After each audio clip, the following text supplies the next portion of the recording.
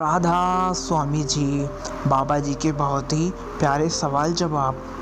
किसी ने बाबा जी से प्रश्न किया, मास्टर जी, मैं अपने ध्यान के दौरान प्रकाश देखता था, लेकिन अब जब मैं बैठता हूँ तो मुझे प्रकाश दिखाई नहीं देता।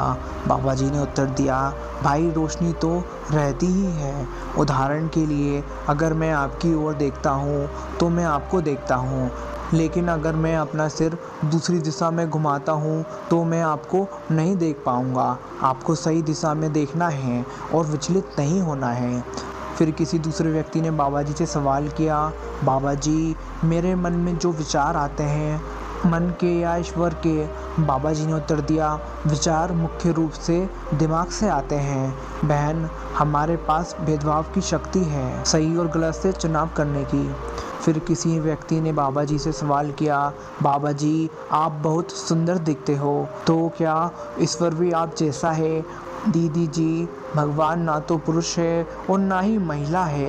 वह पगड़ी नहीं पहनता, ईश्वर शब्द है। प्रकाश और ध्वनि, भगवान का कोई रूप नहीं। फिर किसी दूसरे व्यक्ति ने बाबा जी से सवाल पूछा, मास्टर जी, मुझे 3 साल से दीक्षा दी गई है और मैं ध्यान करने की कोशिश करता हूँ, लेकिन मैं सो जाता हूँ।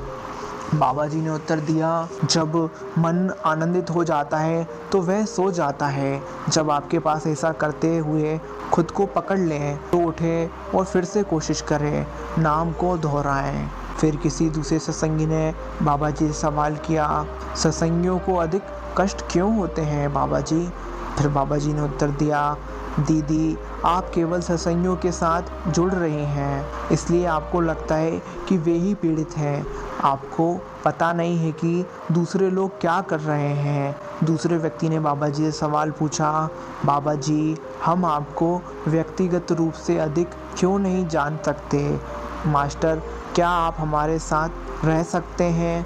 बाबा जी ने उत्तर दिया, दीदी, अगर मैं आपके साथ रहता हूँ तो 2 दिन में मुझे आप जाने के लिए कह देंगी, क्योंकि आप अपने टीवी कार्यक्रम और अपनी गपशप देखना मिस कर देंगी।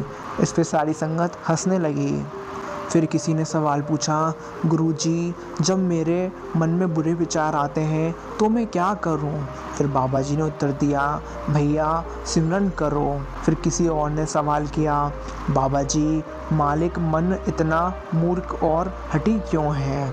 फिर बाबा जी ने उत्तर दिया, मन एक कंप्यूटर की तरह है। कंप्यूटर में जो भी जानकारी डली जाती है वह उसे आउट इनपुट कर देता है। यही कारण है कि हम इस बात का ध्यान रखते हैं और इस बात का ध्यान रखते हैं कि बच्चे टीवी पर हिंसा ना देखें, क्योंकि वे छवियां दिमाग में डाउनलोड हो जाएंगी। फिर किसी दूसरे व्यक्ति ने बाबा जी से सवाल किया, मास्टर जी, हमारी सेवा करते समय इस प्रक्रिया में यदि हम किसी को अनजाने में चोट पहुंचाते हैं, हम क्या करते हैं? बाबा जी ने उत्तर दिया, भैया, हम सभी को खुश नहीं कर सकते। अपनी क्षमता के अनुसार अपनी सेवा करें और बाकी भगवान संभाल लेंगे। फिर किसी दूसरे ने बाबा जी से सवाल किया, शिष्य जब भी ध्यान में बैठता है तो वह कभी अकेला नहीं होता। बाबा जी ने उत्तर दिया, प्रगति का आकलन करना हमारा काम नहीं है। हमें अपना कर्तव्य ईमानदारी से करना है और बाकी सब मालिक पर छोड़ देना है। बिना चूके सबसे अधिक नियमित रूप से अपने ध्यान में भाग लें। इससे प्रभु के प्रति अपना परम कर्तव्य समझो। फिर किसी दूसरे व्यक्ति ने बाबा जी से सवाल किया, बाबा जी, हम गुरु से कैसे प्रेम कर सकते हैं? कृपा हमें सिखाएं। बाबा जी ने उत्तर दिया, दीदी जी, प्यार एक एहसास है, इसे सिखाया नहीं जा सकता। जैसे एक माँ अपने बच्चे को अलग अलग पालतू नामों से पुकारती है, लेकिन इससे बच्चे के लिए उसका प्यार नहीं बदलता, उसी तरह हमने अपने प्यार में भगवान के अलग अलग नाम रखे हैं, लेकिन भगवान एक है। हम अपने गुरु से प्रेम कर सकते हैं या उनसे अपने प्रेम का इजहार करके एकमात्र तरीका हमारा ध्यान है। प्रेम के अन्य सभी रूप केवल भौतिक स्तर तक ही हैं। फिर किसी दूसरे व्यक्ति ने सवाल किया, ऐसा क्यों है कि हम गुरु के भौतिक रूप से प्यार करते हैं?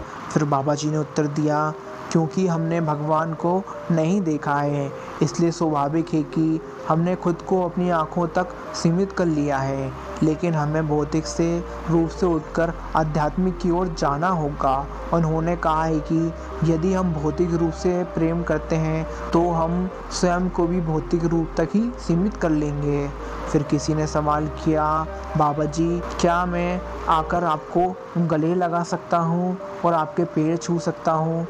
फिर बाबा जी ने उत्तर दिया। फिर बाबा जी हंसे और बोले, दीदी जी अगर मैं आपको अनुमति दूं तो आप देख सकते हैं कि हाल में बैठे सभी लोग आपके पीछे चलेंगे और अंत में मैं एक सैंडविच बनकर हंसूंगा।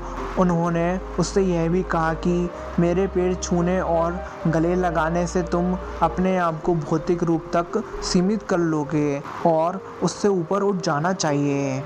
फिर किसी ने दूसरा सवाल किया, गुरु के चरण कहाँ हैं? बाबा जी ने कहा, गुरु के चरण नेत्र केंद्र पर हैं, इसलिए हमें नेत्र केंद्र पर एकाग्र होना है ताकि हम गुरु के चरणों में हो सकें। राधा स्वामी जी। आशा करता हूँ ये बाबा जी के सवाल जवाब आपको अच्छे लगे हों तो सभी संगत तक शेयर करिए। राधा स्वामी जी।